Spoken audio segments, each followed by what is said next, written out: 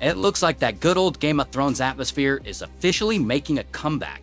HBO finally dropped a full trailer for A Knight of the Seven Kingdoms, and holy flaws, it actually looks really good. So for the next few minutes, let's break down everything they showed us, from story beats and directing choices to the surprise familiar faces. And don't worry, I'll keep it spoiler free, no one's getting their watch ruined today. George Martin wasn't lying when he said the show feels different, yet perfectly complements the larger saga. The trailer doesn't shove death, betrayal, and civil war in your face like a Westerosi soap opera. Instead, it focuses on the dynamic between the two main characters, who get tangled together by pure chance, Dunk the Tall and his little buddy Egg. The two keep throwing witty jabs at each other, and it's honestly fun to watch. From the looks of it, they'll end up becoming best bros by the end. Every character radiates charisma like they were born for the Seven Kingdoms. The attention to detail, the armor, the clothes, the environment instantly drags you back into Westeros in its prime. Now, about those battle scenes, they might not have dragons soaring through the clouds, but the choreography and first-person shots are downright cinematic. The action looks tight, and even though the season's only 6 episodes long, it doesn't seem like we'll be left starving for good fights. Finally, the music deserves its own round of applause. The soundtrack nails the mood perfectly, and at times you could swear you're hearing echoes of the Wild Hunt. Or maybe that's just me slowly losing it. Either way, the sound design seems to be one of the strongest aspects of the whole project. Now here's something worth pointing out. A Knight of the Seven Kingdoms is officially the first show in the entire Game of Thrones universe without a single dragon. Not one flying flamethrower in sight. Well, unless you count that ridiculous puppet they wheel out during a stage play in the trailer. Yeah, apparently that's how folks in Westeros cope after the Targaryen War, turning the most feared beasts on the continent into medieval Muppets. Now, a little bit of theater tells us a lot, actually. After the Targaryens burned half the map, dragons have become nothing more than bedtime stories for most people. Though, if that play's really about the Civil War, we might be one, oops, spoiler, away from stepping on House of the Dragon's toes. Still, no one's gonna outdo Joffrey in the spoiler department. That kid basically leaked the ending of House of the Dragon years before it even aired. At first glance, the story might look smaller in scale. No continent-shattering wars or royal conspiracies here, but that's kind of the point. A Knight of the Seven Kingdoms is a grounded, down-to-earth tale that unfolds far from the epic chaos of the Iron Throne. The entire first book revolves around a single tournament, and the trailer makes that crystal clear. We quickly learn that Dunk, our tall, slightly awkward hero, used to serve as a squire for Sir Arlen of Pennytree, whose funeral we see in the opening scene. After laying his mentor to rest, Dunk decides to continue their journey to Ashford Castle, where a grand tournament is about to take place. He even plans to join it as a knight himself.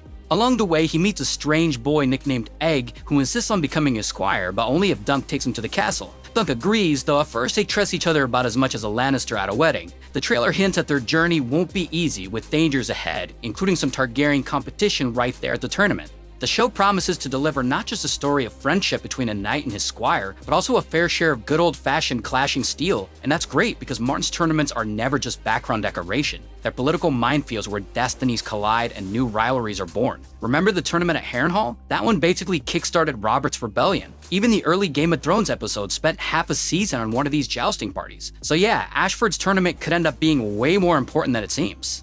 What's really cool is the lighter tone. There's an almost buddy comedy vibe between Dunk and Egg that sets the series apart from Game of Thrones and House of the Dragon. And honestly, that's a strong move. It feels like a fresh start rather than another grim, body count heavy epic. Originally, A Knight of the Seven Kingdoms didn't seem like the most obvious spin-off to greenlight. Among all the other proposed prequels, this one looked like the quiet kid in the back of the class. And when HBO delayed it to release alongside House of the Dragon, people were understandably skeptical. But after seeing the trailer, most of those doubts have gone poof. This isn't trying to replace Game of Thrones, it's doing its own thing. It's based on a genuinely great novella, which by the way, you should totally read. And here's a fun detail, the trailer never directly reveals Egg's true identity, which is kind of a big deal for the plot. We also don't know why he's so desperate to reach Ashford, or why we only ever see him alongside Dunk. Pretty obvious those details will blow up later. A Knight of the Seven Kingdoms sits right between Game of Thrones and House of the Dragon. The story kicks off in 209 AC, after Aegon's conquest, during one of those rare, peaceful periods in Westeros, which, let's be honest, usually means everyone's just reloading their crossbows. Our tall lad, Sir Duncan the Tall, is wandering the land under the reign of Aerys I Targaryen, about 13 years after the Blackfire Rebellion. If the show does well, Season 2 will adapt to Storm's Sword, which takes place roughly a year and a half later, and Season 3 will cover the Mystery Knight from 212 AC.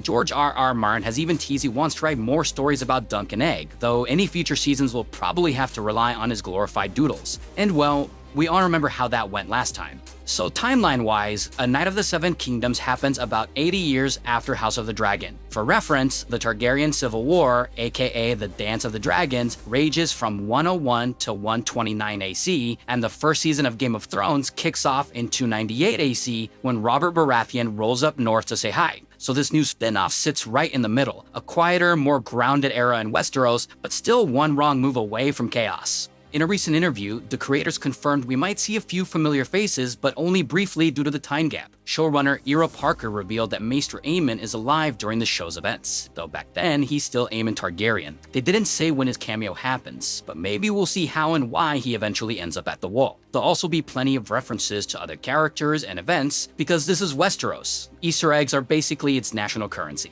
Alright, spoiler alert for those who haven't read The Hedge Knight, you've been warned. One of the big problems with prequels is that they can't really change the future, thanks canon, but this one still packs some subtle surprises. The trailer, for example, practically recreates the novella scene for scene. It opens with Dunk burying Sir Arlen and taking his 3 horses and sword, officially deciding to become a knight. Once he reaches Ashford, he sells 1 horse to buy a new chainmail, which yes, we see glinting in the trailer. But there's a snag, no one can actually confirm Dunk's knighthood. That's how he ends up meeting Baelor Targaryen, who remembers Sir Arlen and advises Dunk to change his personal sigil. That scene, by the way, is chef's kiss. Dunk's coat of arms, a giant elm tree with a falling star, comes from a moment when he and Egg were lying under the night sky and saw a shooting star. Dunk takes it as a sign of good luck. Fun detail, the shield itself is painted by Tencel, an actress from a Dornish puppet troupe. And yep, she pops up in the trailer too.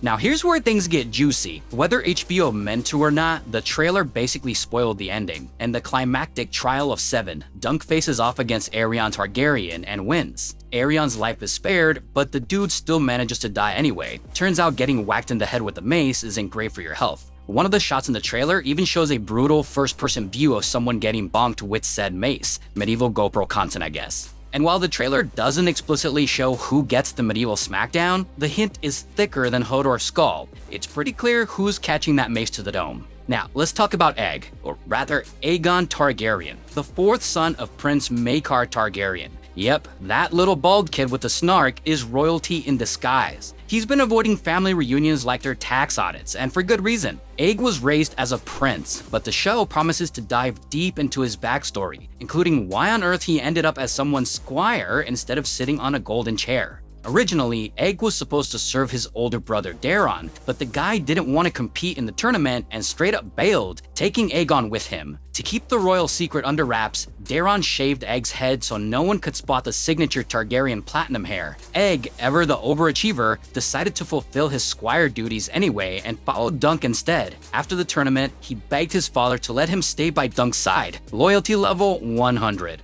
Meanwhile, Dunk himself looks noticeably older than his book version. He's supposed to be around 16, but it actually works. Actor Peter Claffey sells the role perfectly. He's got that humble brute with a kind heart energy nailed down. And remember Maester Aemon from Game of Thrones? Turns out he's actually Egg's older brother, and the one who gave him that nickname in the first place. The first season of Thrones even references it when Jon Snow considers ditching the Night's Watch, and by season 5, Aemon, on his deathbed, reminisces about his little brother. Seeing him appear here adds an unexpected layer of tragedy to both characters. You can tell the showrunners actually treated the source material with respect for once. The key scenes, the tone, the characters all feel true to Martin's world. Most importantly, there's no random agenda nonsense or pointless rewriting of established lore. At least not yet. We'll find out soon enough if they nailed it. The premiere drops January 18. Until then, let me know in the comments what you think of the trailer. Will this new spin-off win back the hearts of Thrones fans? Or are we heading for another coffee cup and frame moment? That's all for today, folks. Stay tuned, and I'll see you in the next one.